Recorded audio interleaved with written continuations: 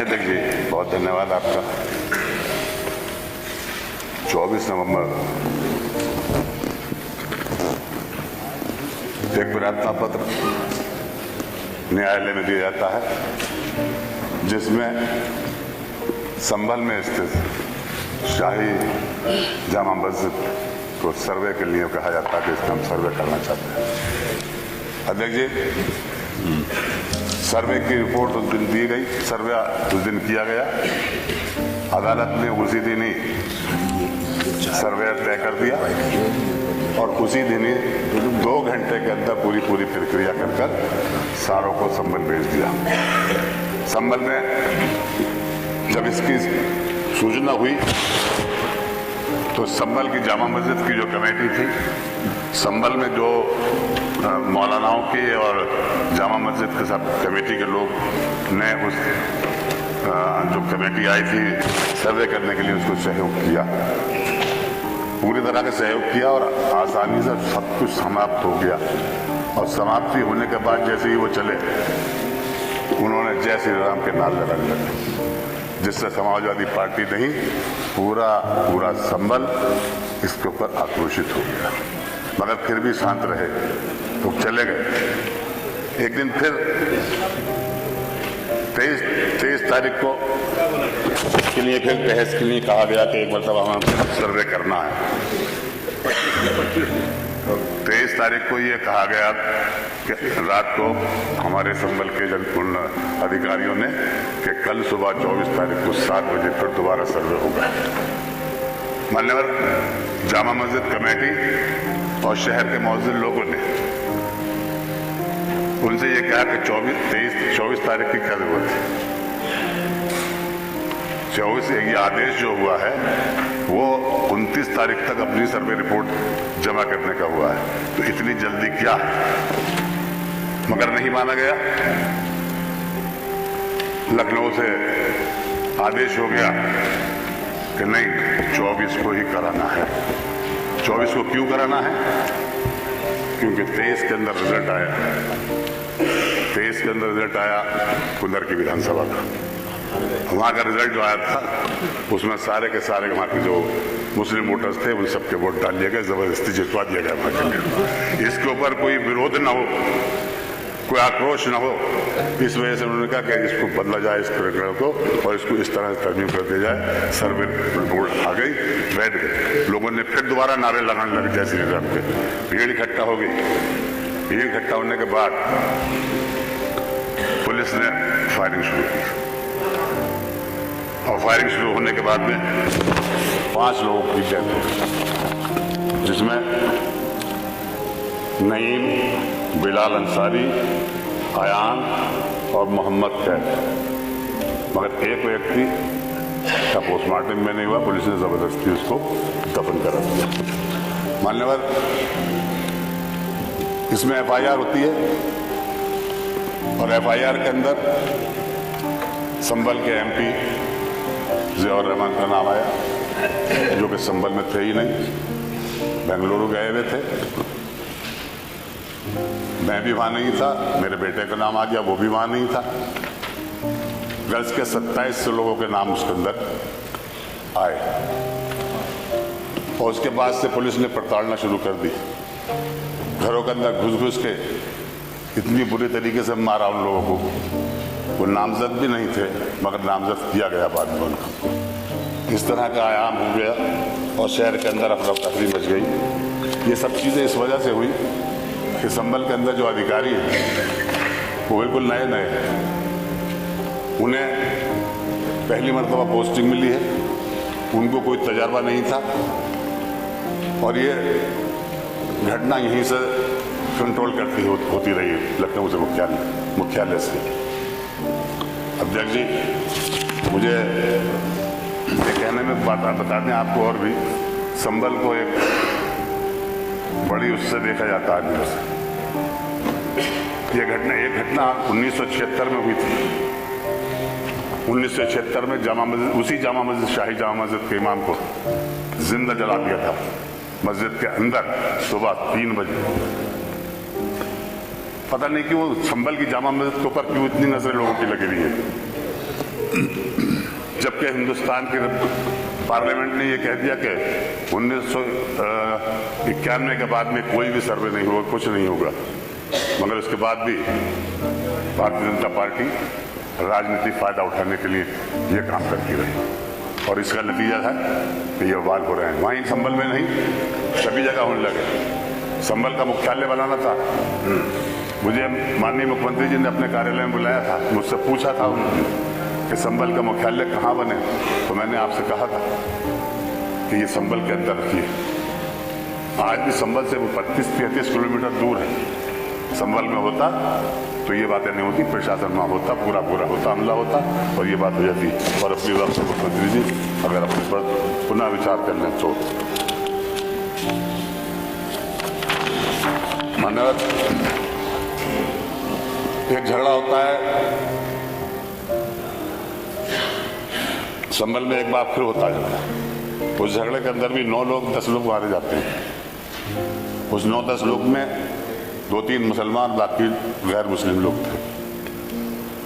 इतना पीड़न हो गया और लोगों ने प्रचार करना शुरू कर दिया कि ये क्या है।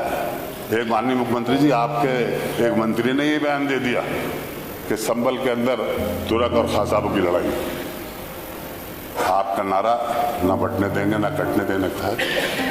हमें क्यों बांट रहे हैं? हम बटेंगे नहीं। संभल की जनता सब एक है और नेक है। हम बटेंगे नहीं।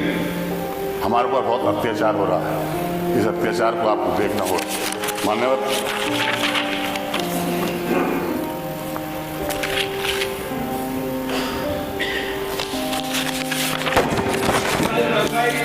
आप बैठे नहीं, आप ना, यू आर नॉट, नहीं, आप जो जवाब दो देंगे, नहीं, आप नहीं, आपका नहीं, जब आपको देखिए आपको सवाल है। माननीय अध्यक्ष जी, उसका जवाब संभल के अंदर नहीं, जब ये झगड़ा हुआ, ये बात हुई नहीं, वो जवाब तो समय पे आएगा, आप शांत रहे। इन लोगों ने झगड़ा कराया, भाजपा के लोगों ने। यह घटना घटी, 5 लोग मर गए। समाजवादी पार्टी के राष्ट्रीय अध्यक्ष आदरणीय अखिलेश यादव जी ने एक कमेटी का गठन किया, जिसमें हमारी विधानसभा के नेता प्रतिपक्ष की उसको हेड बनाया गया। जाने नहीं दिया गया, मना कर दिया गया, यहाँ उनको हाउस अरेस्ट कर लिया गया, वहां नहीं जाने दिया गया। किस बात को छुपा रहे थे? किस बात को छुपाया जा रहा था जो इनसे नहीं जाने दिया गया? ये जाते कुछ ना कुछ अमन की बात करते। इनका स्वभाव तो आप खूब जानते हैं किस तरह का है। और अगर इनको मना कर दे, सबको मना कर दिया। माननीय मुख्यमंत्री जी, आप तो खुद ही किसी अपने प्रतिनिधिमंडल को भेज देते, मालूम तो कर लेते वहां हुआ क्या है, किसने किया है, कैसे किया है, किसने गोली चलाई, क्यों मारे गए लोग। इस तरफ को न देखकर ये हुआ। मैं आज फिर आपसे ये कहता हूँ, आज भी आप ऐलान करिए इस विधानसभा के अंदर और यहाँ की कमेटी बनाइए, विधानसभा के सदस्यों की 10 कमेटी के बनाइए, 7 अपने तरफ के रखिए, 3 हमारे रखिए। दूध का दूध, पानी का पानी हो जाएगा। अध्यक्ष जी, ये ज्यादती ना कराइए, बहुत ज्यादती हो रही है और खासतौर से हम लोगों को निशाना बनाया जा रहा है। हर ऐसे नारे लगाए जाते हैं जिससे हमें उत्तेजित करना का मौका देते हैं, मगर हम उत्तेजित नहीं होंगे। हम इस देश के, इस प्रदेश के विकास के लिए काम करते रहेंगे। हमारा ये कर्तव्य रहा है इस देश को के अंदर कोई भी ऐसी गड़बड़ी हो तो हम आगे बढ़कर साथ दें। और हमें शक की नजर से देखा जाता है। हमें शक की नजर से क्यों देखते हैं? आप राजनीति करिए तो ऐसी करिए कि विकास के कार्य कराइए हैं, प्रदेश को आगे बढ़ाने का काम करिए। हिंदू मुस्लिम करने से कोई वो नहीं है। आज भी आप सर्वे का संभल में कराएंगे, कोई भी हिंदू और मुसलमान ये नहीं कह सकता कि एक झगड़ा हिंदू मुसलमान का, ये कोई नहीं था। ये तो प्रशासन की वजह से हुआ। अगर प्रशासन को ये फीडबैक नहीं मिलता कि तुम उस पर गोली चला दो, तुम ऐसा कर दो, सर्वे कराओ, अगर ये तो हम उच्चतम न्यायालय का धन्यवाद देंगे जिन्होंने ये ऐसा आदेश कर दिया कि जिससे आपका भी कोई सर्वे नहीं होगा। मान्यवर, संभल की घटना बहुत गंभीर है और इसको आप गुस्से में न लेकर समझदारी से काम लेकर करिए। ये प्रदेश आपका है।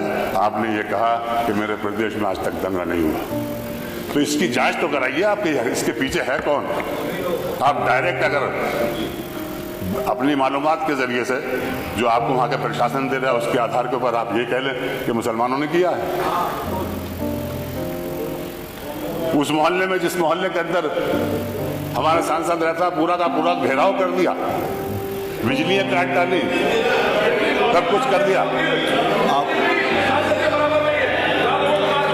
जवाब एक मिनट, माननीय अध्यक्ष जी, ये मैंने मना किया, नहीं बोले। जहां तक मंदिर की बात है, अगर मंदिर का कोई वहां के पुजारी ये कह दे कि ये मंदिर जो है इसके ऊपर किसी ने एक ईंट लगाई हो, कोई ईंट छुई तक हो, कंक्रीट छुई हुई हो, आज वो मंदिर उसी हालत में बना है जिस हालत में था वो। वहां के लोग जो उसको बनाने वाले हैं, उसकी चाबी जिनके पास है, वो चाबी आज उसी ताले की चाबी उनके पास है, उसी से खोला गया। जब मंदिर को खोला गया तो उसके अंदर जो मूर्तियां रखी थी उसी एज इट इज वैसी रखी हुई है। एक भी कोई भी मूर्ति का खंडन नहीं हुआ, कहीं नहीं खंडित हुई। मान्यवर, वहां के लोगों ने ये कहा कि हमारी आबादी इस जगह कम थी, हम 20, 25, 30 घर हैं यहाँ पर, बाकी सब मुसलमानों के, हमें मुसलमानों ने परेशान नहीं किया, मगर हमारे दिल के अंदर डर था, इस वजह से हम यहाँ से चले गए। वो संभल से बाहर नहीं गए मान्यवर, वो संभल से बाहर नहीं गए, संभल के अंदर ही रहे वो। और मंदिर के अंदर जाकर के बाद में उन्होंने डीएम को भी यही स्टेटमेंट दिया और प्रेस को भी यही स्टेटमेंट दिया कि हमें किसी ने भगाया नहीं है, हमें किसी ने क्या, जिस हालत में मंदिर आज था उसी हालत में आज खड़ा है। मान्यवर, उसके अंदर चढ़ावा आया, सिक्के मिले उसके अंदर, उतने पुराने सिक्के भी मिले, और उसको ये बताया जा रहा है किस तरह से आपको भ्रमित किया जा रहा है। मान्यवर मुख्यमंत्री जी, आप भ्रमित ना हो, वास्तविकता देखिए, मंदिर आज भी उसी हालत में है जिस हालत में वो था। 2006 तक उसके अंदर पूजा हुई है। वहां के लोग खुद कहते हैं, जो पूजा करने वाले हैं वो कह रहे हैं 2006 तक हमने पूजा की है उसमें। यहाँ किसी ने हमें भगाया नहीं है, किसी ने कुछ नहीं किया, अपनी मर्जी से गए। हमने अपने मकान बेच दिए, यहाँ के घबराहट रहती थी दिल के अंदर, इस वजह से बेच दिए, कोई किसी ने हमें सताया नहीं। और इसको पूरा का पूरा राजनीतिक रूप दिया जा रहा। मैं समझता हूँ, देखिए, मैं जीत कर आता हूँ, मेरा 7वां टाइम है, मुझे हिंदू मुसलमान सपोर्ट देता, मैं एकता का प्रचार करता हूँ, मैं एक रखता हूँ, और उस एकता का नतीजा है कि 1991 से मैं आ रहा हूँ और आज तक संभल में कोई झगड़ा नहीं हुआ। इस परंपरा को बनाए रखे मुख्यमंत्री जी, इसको बिगाड़े ना। आप अपनी सियासत के चक्कर में मुसलमानों को दूर कर रहे हैं। राजनीति के अंदर सबका हिस्सा होता है। आप चाहते हैं कि हम खुदर की बुक छीन लें, जहां 65% मुसलमानों की आबादी, वहां बीजेपी का जीत जाए, जहां के डीएम, जहां के डीएसओ, जहां का कमिश्नर, जहां का डीआईजी, अरे भाई शांत हो जाए, सबके सब लगकर मुसलमानों को वोट डालने नहीं दिया, छीन ली उनसे वोट की ताकत। उनके चेयरमैन जो वहां के थे, प्रधान जो थे, उनके घरों पर पुलिस लगा दी गई। इस तरह के आए, ये नतीजे सामने ना आए, ये बातें सामने ना आए, इसलिए ये झगड़ा कराया गया संभल के अंदर, जानबूझकर कराया गया भाजपा की सरकार ने। मैं कहता हूँ माननीय अध्यक्ष जी, मैं तो ये चाहूंगा मान्यवर, आप इस सदन के अध्यक्ष हैं, आप अपने साथ एक कमेटी लेकर चलिए, आप लेकर चलिए और देखिए जाकर संभल में किसने क्या शुरू किया। ठीक है, आपकी बात आ गई। FIR जो मरने वालों की जो FIR हुई है वो भी बड़ी जबरदस्ती हुई है, उसके बदले पब्लिक नहीं मरा। अब बताइए कि हमारी मस्जिद, हमारे खिलाफ कार्रवाई, हमारे ही मर रहे हैं, हमारी मस्जिद हम ही मर रहे हैं, हमारे खिलाफ है, हमारे घरों के अंदर तोड़ फोड़ हो रही है। ये तो ये चाह रहे हैं 2700 लोगों को नामजद किया गया, 2700 लोगों के खिलाफ FIR, एकदम बुरा हाल। नहीं भाई प्लीज, आप तो प्रदेश जवाब हैं, आप इस प्रदेश के मुखिया हैं, आपका फर्ज बन जाता है कि आप अपने प्रदेश के अंदर अमन शांति बनाए रखें, यहाँ कोई हिंदू मुस्लिम बात न हो, यह आपका फर्ज बनता है। इस फर्ज को निभाइए मान्यवर। आप मुख्यमंत्री ही नहीं, आप किसी पीठ के पीठेश्वर भी हैं। किसी भी जाति, किसी भी समुदाय, किसी भी धर्म के अंदर आपस में लड़ाने की बात कभी नहीं की गई, मेल जोल रखा गया। अरे हमने तो ये देखा मान्यवर, जवाब नहीं प्लीज, माननीय अध्यक्ष जी, हमने तो ये देखा कि हमारे आप गुजर साहब वहां से वहां पहुंच गए, अच्छी बात। माननीय अध्यक्ष जी, नंद किशोर जी नहीं, हमने तो ये देखा 96 में नहीं माननीय आप कल्याण देखिए, सिंह जी की सरकार थी। 1996 में माननीय कल्याण सिंह जी की सरकार थी। हम सब लोग विधानसभा में बैठते थे, रमजान आ रहे, उन्होंने अपने घर पे इफ्तार कराया 5 कालिदास के ऊपर, इसे संभल पर और इफ्तार कराने के ऊपर संभल वहीं पे हमने अजान भी दी, वहीं नमाज भी उन्होंने पढ़ाई। ऐसे बन जाइए आप भी, सब आपको गले लगाएंगे। छीन के क्या फायदा है? वोट क्यों छीन रहे हो? वोटों को छीन लो, प्यार से करो। या जितनी सुविधाएं आप हमें दे रहे हैं तो कोई एहसान नहीं कर रहे हैं। ये संविधान में लिखा हुआ, ये संविधान में लिखा हुआ, संविधान के अनुसार चलेंगे तो हम आपका सहयोग करेंगे। मगर आप संविधान को भूल रहे हैं, इस द्वेष की नहीं, आप नहीं अलाउड किया, आपको अच्छी बात नहीं है। प्लीज बैठिए, प्लीज। आप जो हैं नहीं, मंत्री नहीं है, आप किसी पीठ के पेशवर हैं। उस फर्ज को भी अंजाम दीजिए। हिंदू मुसलमानों को लड़ाओ, हम हैं। अगर हमसे इतने अगर वो है, हमसे अगर इतनी परेशानी है तो मुसलमानों को वोट का हक छीन लीजिए, आप मत दीजिए। मगर ये भी नहीं कर सकते आप ये भी नहीं कर सकते। क्यों? फिर लड़के कैसे, फिर वोट कैसे लेंगे हिंदू मुस्लिम वगैरह की? इसलिए आप ये काम करें। चलिए। माननीय अध्यक्ष जी, ये बड़ा गंभीर प्रश्न है और मैं चाहूंगा कि इस अविलंबनीय लोकहित के गंभीर विषय पर सदन का ध्यान आकृष्ट करते हुए आज का प्रोफेशन की कार्यवाही कार्यसूची सम्मिलित करता चर्चा कराई जाएगी।